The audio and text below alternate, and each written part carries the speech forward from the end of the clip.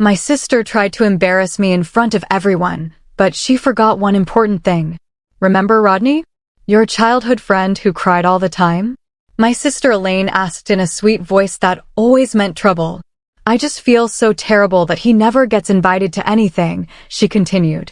Since you're single, why don't you bring him as your date? That way, at least you won't be alone at my wedding. I almost laughed.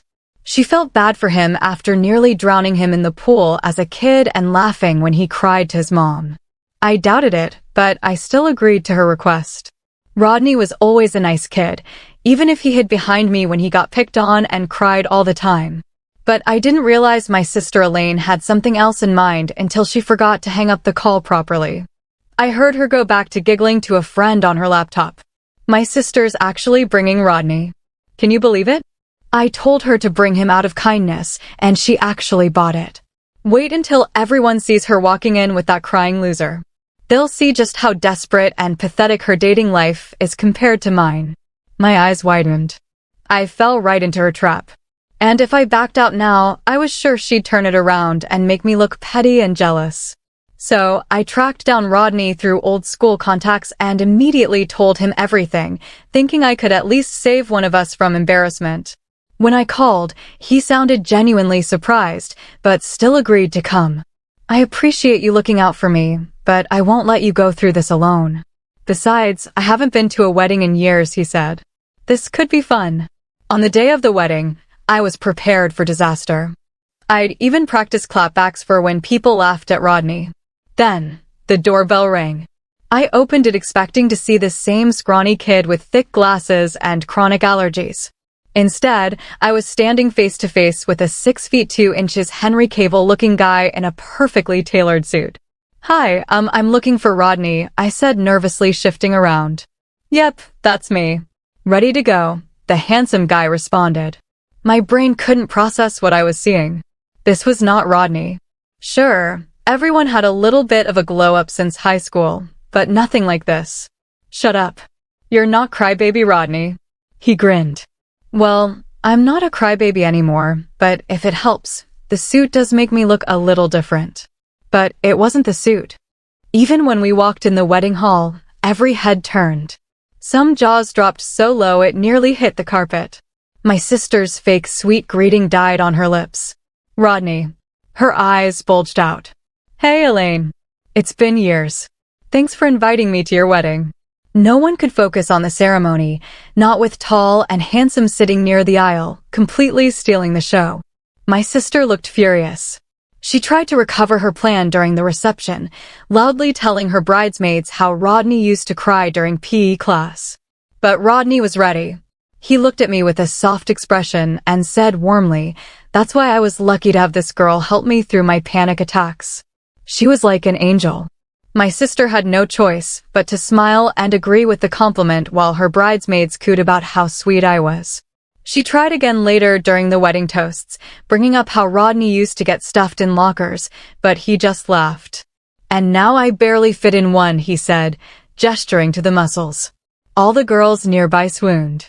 Then she pulled out her final trump card. She mentioned his weird anime drawings and how he probably still watches it like a nerd, but her new husband's face lit up. "Hey, I'm a huge anime nerd too." He grinned. Elaine's face scrunched up. "What the? You never told me you watched cartoons." Rodney and I giggled on the side, watching them break out into their first fight as newlyweds. Things only got worse when my mother pulled Ella aside and gushed about Rodney, asking, "Why didn't you tell me your sister was dating someone so successful?" And during the first dance, nobody paid attention to the bride and groom. Everyone's eyes were on Rodney as he danced with me. Elaine finally snapped and cornered me in the bathroom. "All right, Spill, where did you find this actor? This isn't the real Rodney." But when I tried to explain that it really was crybaby Rodney, she refused to listen and just dragged me back to the reception. She asked the DJ to stop and place the spotlight on us. "Everyone's curious. What's your little love story?" She expected me to admit this was all just a setup, a ruse. But Rodney stepped in and took the microphone. She called me out of the blue. I was honestly shocked because I'd been wanting to date her since we were kids. I just never had the courage. But this wedding finally gave me the chance, he said, looking straight at me. I felt my heart race as the entire room erupted and I couldn't do anything but laugh in disbelief that her evil plan turned her into the greatest matchmaker. But the real shock came the next morning. Elaine sent me a photo, a yearbook picture of Rodney from his high school. The person in the photo was completely different from the man who'd been my date. Completely different face, different height. Interesting date choice. She texted. Wonder what happened to the actual Rodney. I turned to look at the man still sleeping in my bed. If you're not Rodney, who are you? And what happened to Rodney? He gave me this evil smirk. My whole body went cold staring at that smirk. My phone kept buzzing on the nightstand, but I couldn't look away from his face. This man in my bed wasn't Rodney. He never was. My hands started shaking as I grabbed my phone and saw 3 texts from Elaine with a yearbook photo attached. The kid in that photo looked nothing like the guy sitting up in my sheets right now. I forced my voice to stay steady even though my heart was pounding so hard I could hear it in my ears. Who are you? What's your real name? I asked. He stretched like it was just another normal morning and gave me this calm smile that made my skin crawl. My name's Carson. I figured you'd catch on sooner. He said it so casually, like we were just talking about the weather. I stared at him, waiting for more of an explanation. He sat up against my headboard, completely at ease. I knew Rodney when we were kids. Thought it'd be poetic justice to show up as him at your sister's wedding, after how she treated us back then. His words sounded rehearsed, like he'd practiced them in front of a mirror. But something about the whole thing felt wrong. Every instinct in me screamed to get him out of my apartment right now. I pulled the blanket tighter around myself and stood up. You need to leave. Right now. My voice came out steadier than I expected, though my hands were shaking. Carson didn't rush. He moved slowly, picking up his clothes from last night like he had all the time in the world. The whole time, he kept talking about how real our connection felt, how I was overreacting, how names didn't really matter. We had fun, right? Does it really matter what name I used? I wanted to scream, but instead I just pointed to the door. Get out. Now. He finally left, but not before giving me this look, like I was the unreasonable one. The second the door closed, I locked it twice. Then I grabbed my phone and called Maya. I needed someone to tell me I wasn't crazy for feeling scared and violated. She picked up on the second ring, and I barely got the words out before I started crying. I'm on my way, she said. Stay put. 20 minutes later, she was at my door with 2 coffees and her laptop already open. She sat next to me, wrapped an arm around my shoulders, and said, Okay, tell me everything from the beginning. We went through every single interaction I'd had with Rodney, from the first message to last night. Maya pulled up the Instagram account that had messaged me about the wedding. It was created just 3 weeks before Elaine's wedding. Only 3 weeks. The profile photo was so blurry I couldn't even see his face clearly. I should have noticed that. Maya squeezed my hand. You were trying to be kind. That's not your fault. I pulled up the yearbook photo Elaine had sent me and compared it to the wedding photos on my phone. The differences were obvious now. Real Rodney had a rounder face, was shorter, maybe 5 feet 7 inches, and had totally different features. The man who'd left my apartment this morning was at least 6'2". How did I miss this? I whispered. Maya asked the hard question next. Did anything happen last night that you didn't consent to? I had to sit with that. I'd consented, but to someone who wasn't who he said he was. The violation was complicated, hard to put into words. Maya nodded like she understood. We need to find the real Rodney. Prove this Carson guy isn't him. She opened her laptop and started searching. I tried to remember details about the real Rodney. The birthmark on his left arm, his fear of dogs after one chased him in 3rd grade, his Pokemon card binder. Maya typed as I talked. She pulled up Facebook, too many Rodneys. Then LinkedIn, filtered by our hometown. There he was. Rodney working in IT in Portland. His profile photo looked exactly like the yearbook picture, older, sure, but the same person. Round face, shorter build, glasses. Nothing like Carson. My hands started shaking again. I'd been completely deceived, and I'd let it happen. Maya took charge. We're locking everything down. She guided me through changing passwords, email, bank accounts, social media, even Netflix. I wrote each new password in a notebook and hid it in my desk drawer. Then we changed my apartment door code. The beep confirming the new one felt like the first real thing I'd done to protect myself since Carson left, but even as we worked, my brain replayed every moment from the wedding, how he'd known exactly what to say to counter Elaine's jabs, how he'd looked at me like he cared. Every memory now felt tainted. You couldn't have known, Maya said softly. He planned this. I picked up my phone and called Elaine. She answered on the second ring. I told her everything, how Carson wasn't Rodney, how he lied, manipulated, and humiliated us both. There was a pause. Then her voice came back, sharp. So you brought some random guy to my wedding and now it's my fault? My jaw tightened. You wanted me humiliated, Elaine. You wanted everyone to laugh at me for bringing the crybaby kid. That's what gave Carson the opening to step in and pretend to be Rodney, Elaine scoffed. I didn't tell him to lie. That's on you for not recognizing your own childhood friend. Maybe if you actually kept in touch instead of isolating yourself, you'd know what Rodney looks like. Her words hit exactly where she wanted.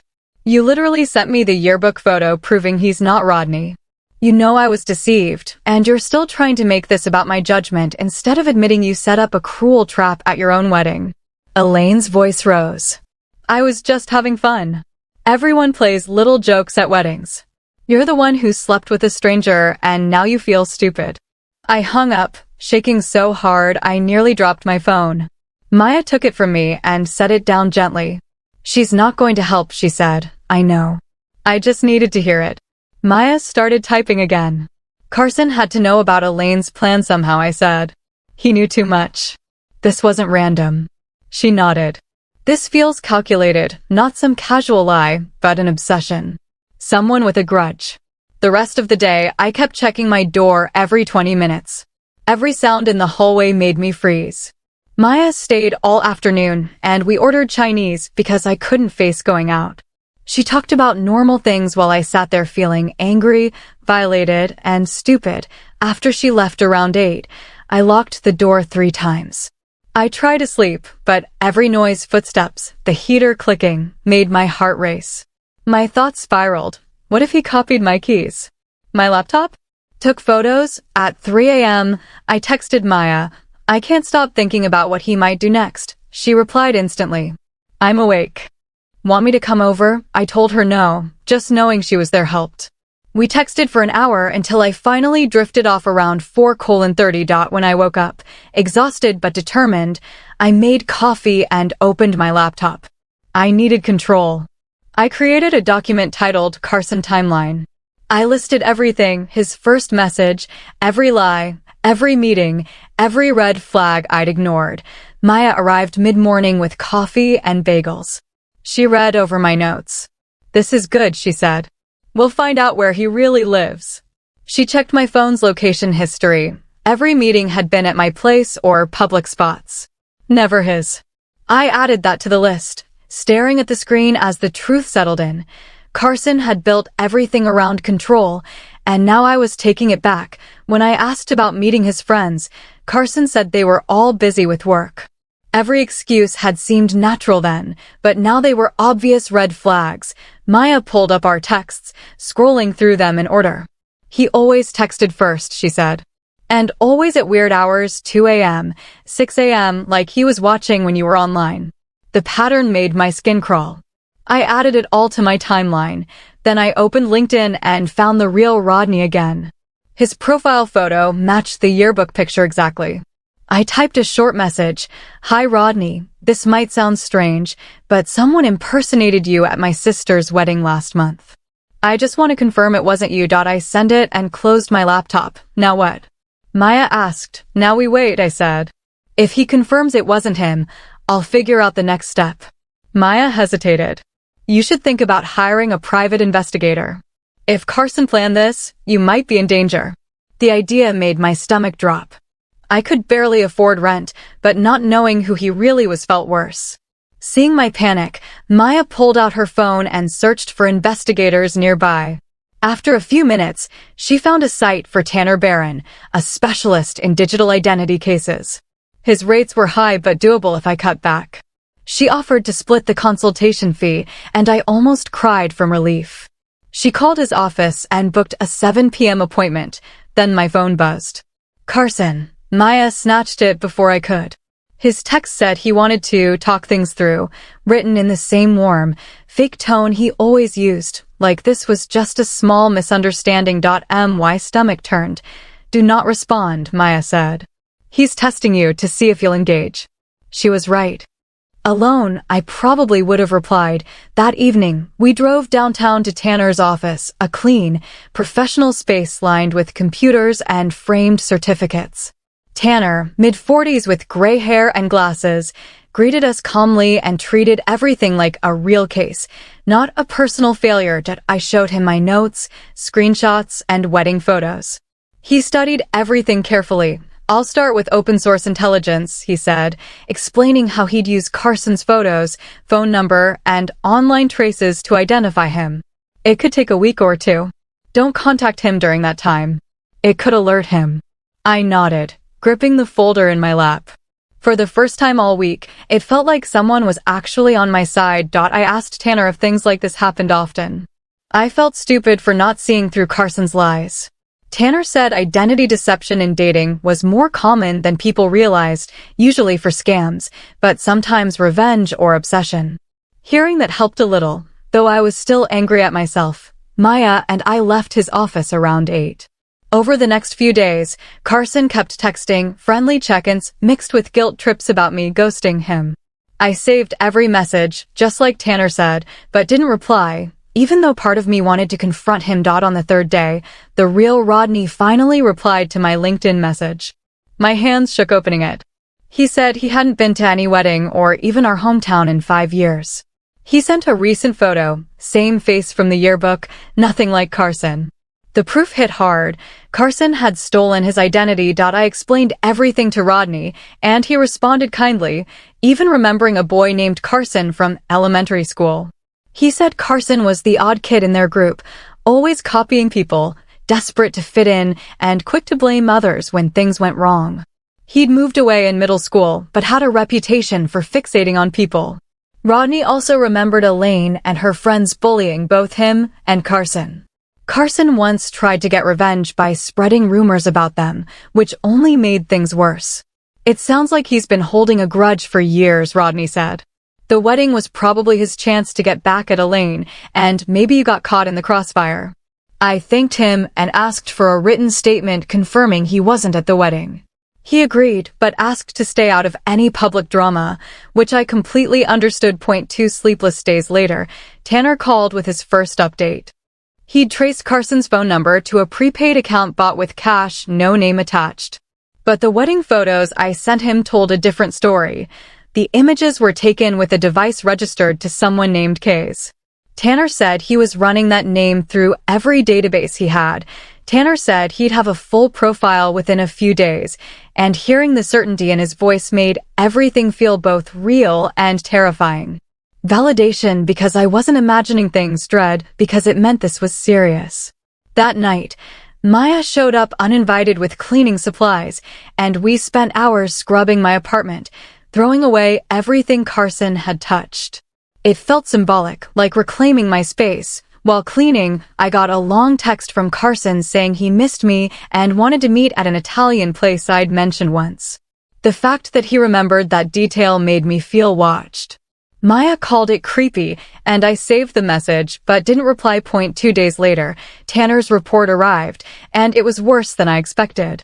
Carson had a fraud conviction from 3 years ago and a restraining order from an ex just 18 months earlier. Her description of him, lying about his identity, love bombing, refusing to accept the breakup, veiled threats, was identical to my experience. I realized I wasn't his first victim. Shaking, I printed the report and drove to the police station. Detective Gregory read everything carefully, asked detailed questions, and told me that unless Carson made explicit threats or stole money, pressing charges would be hard. He suggested filing for a restraining order instead and advised me to document everything and change my routines for safety. I left feeling scared but determined. Maya was waiting in her car, and we went straight to the courthouse to file the temporary restraining order before I could lose my resolve. I attached everything: Tanner's report, Carson's messages, the yearbook photo, and real Rodney's statement to my restraining order application. The clerk said there'd be a hearing in 2 weeks and that Carson would be notified, which scared me. Maya held my hand as the forms were stamped, then took me for coffee and drove me home because I was too shaken to drive. That night, Carson called. I let it go to voicemail, but saved the message. His voice sounded hurt and confused, acting like I'd just misunderstood him. For a moment, I almost felt guilty until I remembered everything he'd done. I forwarded the voicemail to Detective Gregory, who confirmed it strengthened my case. He said every message Carson sent was more evidence in my favor, which made me feel a little less powerless. 2 days later, Elaine called, asking if I was over my drama. I snapped. I told her cruel stunt at the wedding created the opening Carson used to deceive me, and I wasn't pretending things were fine anymore. She tried to deflect blame, but I hung up, something I'd never done before. Maya said it was a big step, setting boundaries for once. Over the next week, Carson's text shifted from sad to angry, accusing me of playing games and demanding explanations. I saved them all. Detective Gregory had warned this could happen. Men like Carson escalated when they lost control. Then Tanner called with a breakthrough. Carson was on probation for his fraud conviction, meaning new offenses could lead to jail. Gregory told me not to confront him about it.